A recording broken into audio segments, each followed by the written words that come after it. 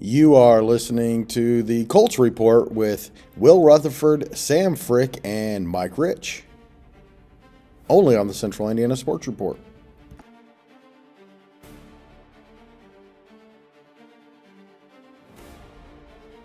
Welcome, Colts fans, back to the Central Indiana Sports Report for the Colts Report. This week a day early. We felt like we needed to come on and talk a little Colts with the breaking news that 44-year-old Philip Rivers is now the emergency plan for the Colts. And I am joined by Sam Frick, somewhere in the Fort Wayne area, Will Rutherford, somewhere in Elwood, and Mike Rich, somewhere in Wichita, Kansas, to talk about the Colts and what's going on.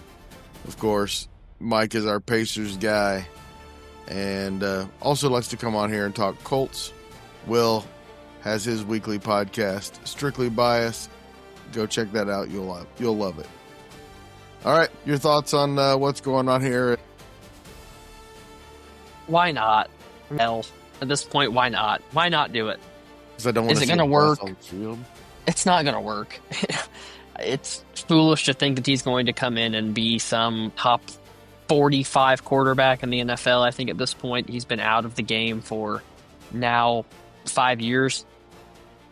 But I guess he's at least familiar with the offense. If he can mentor Riley Leonard and be there to potentially help him in practice, I still think the plan is that Riley Leonard will start and Philip Rivers will be used in emergency situations only. If you're Brett Rypien, you've got to feel like it's the world's biggest piece of shit that you can't even. Here you are, the third stringer, and you can't even play above a 44-year-old grandfather who hasn't thrown a football in the NFL since 2020. With Anthony Richardson's injury lingering, they had to do something. I'm just a little surprised that this is what they decided to do. Sam, I won't be surprised at all if he can still throw the ball at 44 years old. I think this is all going to go incredibly well until he gets hit one time. Rivers is the all-time great quarterback. Even at 44 years old, he can still throw the ball a little bit, but you got to hope he can stay healthy. Because one thing we know about Philip Rivers is he's prone for turnovers, and he's not the most mobile quarterback ever. But I'd rather take a 44-year-old grandpa Philip Rivers than whatever the hell we have on this depth chart at this point. Yeah, I think we all probably would until he gets hit. And then, Mike, this experience, you're in the military, your age, you're even older than Philip Rivers because, man, are you old. Yeah. You go out there and play with the boys every weekend. What it's Yeah, piss off, Greg. I'm a little older. Not much, but no, I know what Philip Rivers is kind of walking into. I work with 18 to 21-year-old kids most of the time. I do PT with them. I'm 52. I think that's going to be the hardest thing for Philip Rivers is the conditioning. The arm's there. The dude's got a rocket for an arm. Brett Favre could still throw the ball, but he just can't get. I don't think he's going to get through 5 minutes of the first quarter without being gassed. I think the endurance is going to be the key here. He's smart. He knows the playbook. He's smarter than any quarterback that we have on our team right now. He's not. This isn't like a Matt Hasselbeck, Andrew Luck combination either. So, there's not a better option. I just can't believe that in the whole world of football, there's not a better option than Philip Rivers. It's bringing a little bit of entertainment, a little bit of energy. Ballard's out. Steichen's probably out at the end of this season unless there's a miracle. This is a Hail Mary of a shot to bring in 44-year-old Philip Rivers to try to lead this team past the gauntlet that they have in the next 4 games. There are definitely a lot worse options if all you're talking about is throwing the football. Oh, man, I worry for him if he actually ever gets into a game. Well, I just can't believe there's nothing better than this. There's got to be another option that's better than this. Tannehill? He's been out of the league a couple of years now, too. Is it better to be out 4 years or is it better to be out 2 years? I think at that point, it probably doesn't matter. I think this move, well, he can't. I don't think he can throw a football.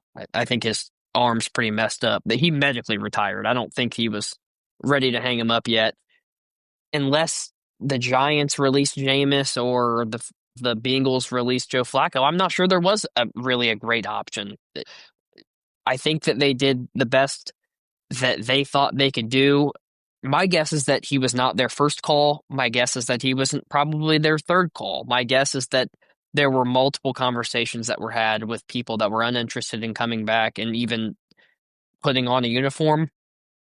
I still, unless Riley Leonard cannot play, I still don't think he's going to see the field. I think that their intention is to roll out Riley Leonard and hope that he can have any ounce of magic in his right arm to be able to carry this team to a postseason berth.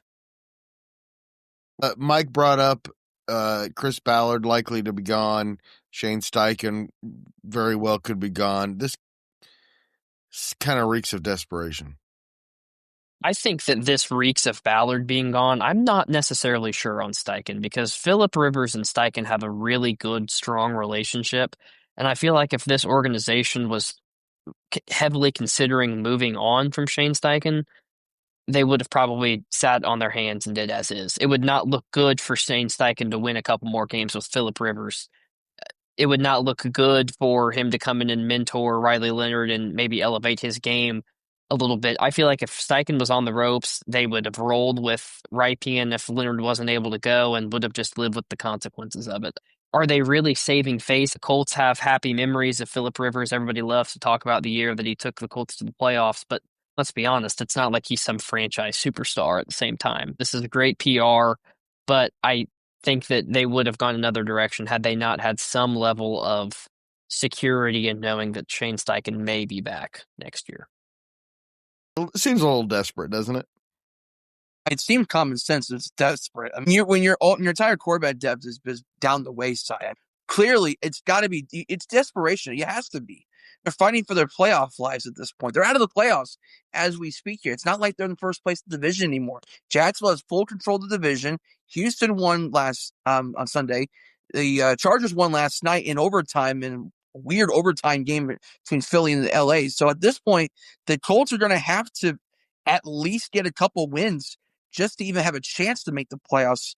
Because, and by the way, we got to play in Seattle next for our Nets game. That's not going to be easy. Our schedule, our final four games, they're all winning teams for our final four games of the season. So we can either go 4-0, we can split the next four, or we can lose all four. That's how tough these next four games are for us to see if we can even make the playoffs at this point.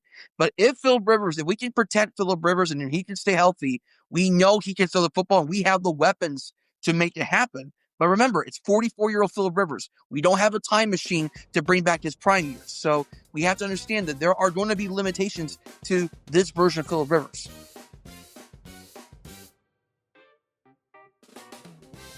And, Will, it's not the only news of the day.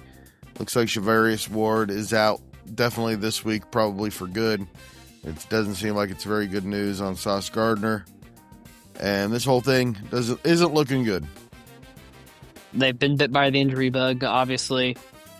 I wouldn't be surprised if Ward retired at this point, honestly. 3 concussions in 1 year. He talked about being in a pretty bad headspace with the last one. Gardner, I didn't think there was any expectation that he was probably going to be playing anytime soon, especially with the injury to Jones, with the injury to Halliburton, to Jason Tatum, to Damian Lillard, all these type of players. Any calf injuries, they're not coming back. You're not coming back until you're 100%. They're just not going to go out there and risk it because, to be quite frank, they're much better off not making the playoffs and having Sauce Gardner healthy at the beginning of next year than they are for him to tear his Achilles. And then we're talking about him being out all of next year as well when they gave up 2 first-round picks to get him. So I don't see him coming back.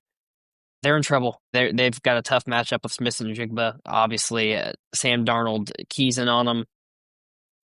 It's about the worst time of the year to have these injuries, especially to star players who you've dished out a lot of money and a lot of draft capital to go and get.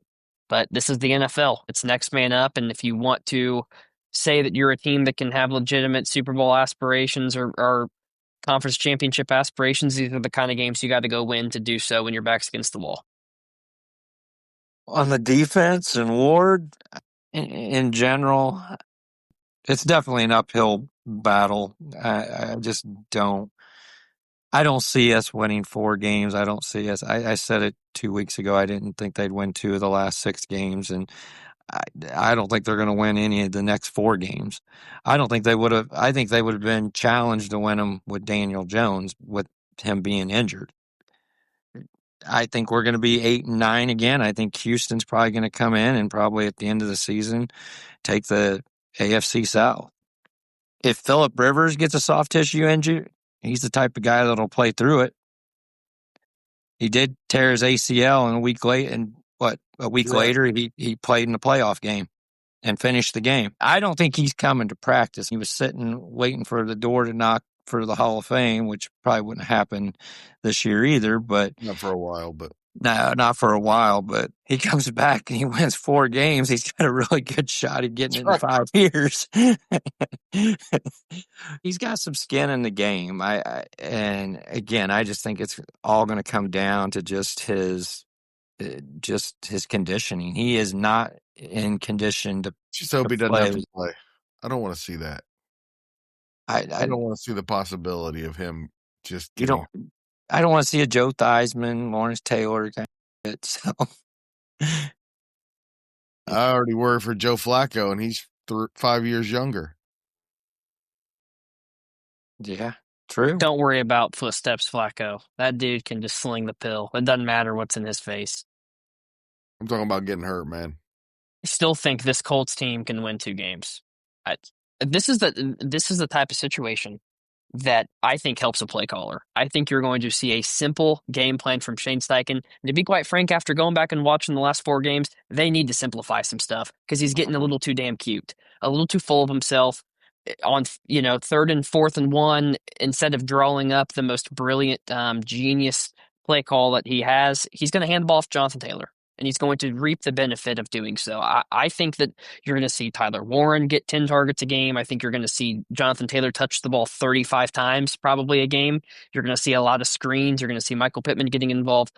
This Colts team has all the talent. If Phillip Rivers can even just throw the football on time and accurately, they're going to be just fine if he has to step in and play. And I still like the game plan if Riley Leonard's able to go too. Anybody agree with Will? The way this NFL season's been, I wouldn't put it past the Colts to beat Seattle. In Seattle. Are they 17-point underdogs yet? Because they should be. They were 14 earlier today, so they were 2 touchdown underdogs, but it may go up to 17 depending on who's starting. I hope you're right, Will. I've loved that you've been optimistic this week. You're not completely wrong. Let's be honest, Daniel Jones way outperformed how good he is, and that's a good sign for whoever comes in and plays quarterback, because maybe not the top-end targets, but you got 4 or 5 different options on offense, and you got a really, really good running back to turn around and hand the ball off to behind a really good offensive line that's been particularly good pass blocking this year. Whoever is the quarterback has some things going for him, but I don't understand why Phillip Rivers wants to do this. Having been 44, I'm not sure why somebody that age would want to do this, but he's an elite athlete. I am not. So. He's also a competitor. This is the competitor's dream. Yes. Complete underdog situation. He wants to do this because he thinks that he can be the reason that the Colts get to the playoffs. I've been so damn tired of the negativity on social media regarding this Colts team. So all of a sudden we lose one player. And Daniel Jones, it's not like he's played particularly great the last month anyway. Replicate his production and get a bounce to go your way. You get a defensive touchdown, you get a special teams touchdown, a ball bounces up in your arms the right way. There's a million things that could happen. Did anybody think the Saints were going to go into Tampa Bay and win this week? No. I would hammer the Colts at 14 points. They're going to easily cover that spread. I think they're going to win.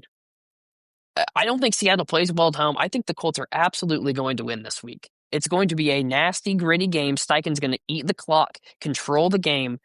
The Seattle's going to struggle to get the ball. Sam Darnold will throw a couple goofball picks, and everybody's going to be sitting here saying, oh, shit, maybe the Colts are a little better than what we thought, and maybe they can absolutely go win these games. Not like the 49ers are awesome. They're a Christian McCaffrey injury away from being the Ohio State Buckeyes in terms of their offensive production. Everybody sits here and says, oh, all these incredible teams on the schedule. They need to win 2 of 4. They've already lost to 2 of the teams that they're getting ready to play with Daniel Jones. with Daniel Jones. I will say this, and I said this back in the beginning of the season. I said the Colts, towards the end of the season, they're going to get a Christmas gift. They're going to win a game they have no business winning. And I'm going to say they get at least one win. I think they beat Houston. That's about it.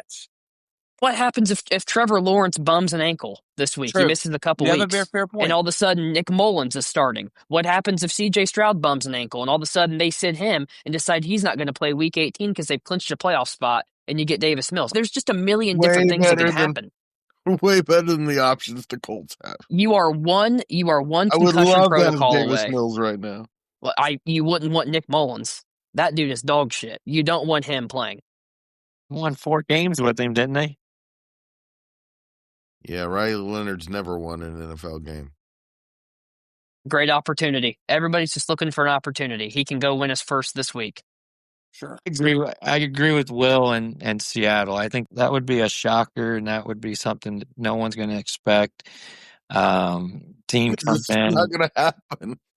I hope it rains. I hope it's nasty out in Seattle. I hope the weather's awful, and I hope they just hand the ball off to Jonathan Taylor and trust in Taylor. I wonder what the Colts over-under for points is, because I'm taking the under. I can tell you one thing. I hope it's 70 degrees and sunny because it's going to be a Shane Steichen belt-to-ass type of coaching performance. It's just everybody has forgotten how good they were at the beginning of the season. Seahawks don't play Jonathan Taylor often. They don't know what the schematic game plan is. I'm not sure as Mike McDonald and Shane Steichen had a matchup one time in Baltimore. In fact, I can remember that because the Colts won that game. They've gone twice. The last 2 times Mike McDonald's been the defensive coordinator for the Baltimore Ravens and won in Baltimore. So they can definitely do it again. Steichen has a read on this defensive coordinator. He has. They're battered too. Their back end is beat up. The negativity, it's just irrational. This is the NFL. Any given Sunday, this team can go win a football game. These are professional athletes. I'm going to remind you said this on Sunday, Will. Well, and let me tell you, it is going to be one hell of a grandstand when the Colts go and win by a touchdown in Seattle. You'll be able to talk trash to everybody. Hey, I've picked every Pacer series right. I've got a good pulse on what's going on. Not as good as producer Susie, but that's true. Good. Swinging a hot bat right now. That's right. Anything can happen in any point in the season. All it takes is we get one nice game plan and Phil Rivers gets hot. You never know. Phil Rivers he can have 1 or 2 more streams left in him, and we can somehow make the playoffs with this Phil Rivers guy. Remember, the Browns made the playoffs in a very similar situation too. They had quarterback injuries for days just a few years ago. They made the playoffs with Joe Flacco out of nowhere. So it can happen, and Seattle's has been underwhelming at home this year. So I'm not going to say they won't do it. It's going to be hard to do it, but they can do it. All they got to do is win 2 games, and they're possibly in the playoffs. Hey, Greg, what quarterback leads the league in turnovers this year? I assume because you brought it up, it's Sam Darnold, but it's only over 5 times, then maybe they can play within 2 touchdowns. NFL team to take the ball away in every single game this season. I assume it's the Colts based on the Colts. This. You're still it's the Colts.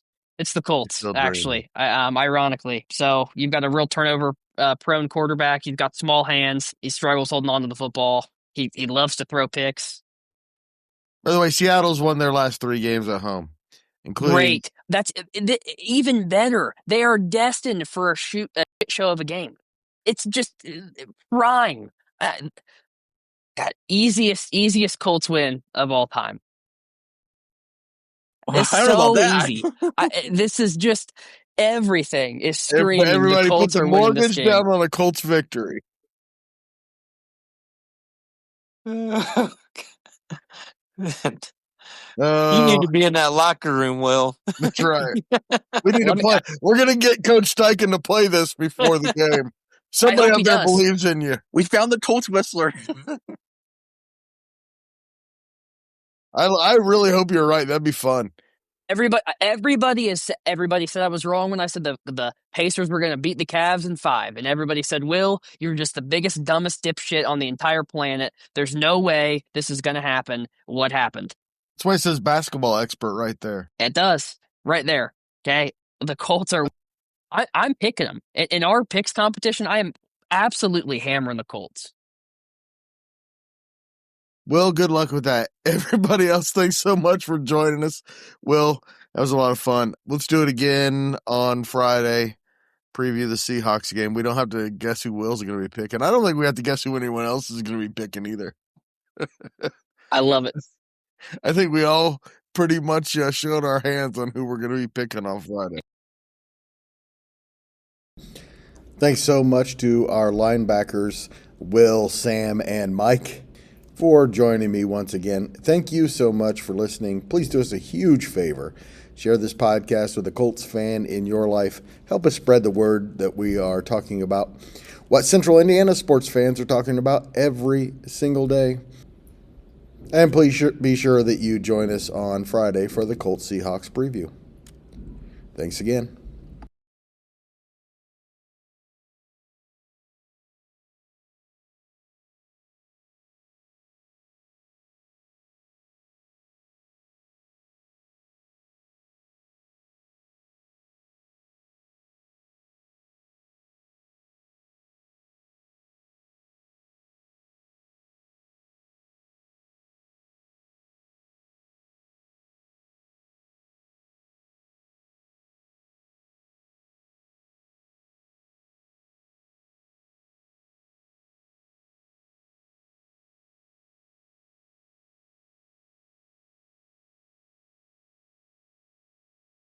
The Central Indiana Sports Report is a product of ITG Media.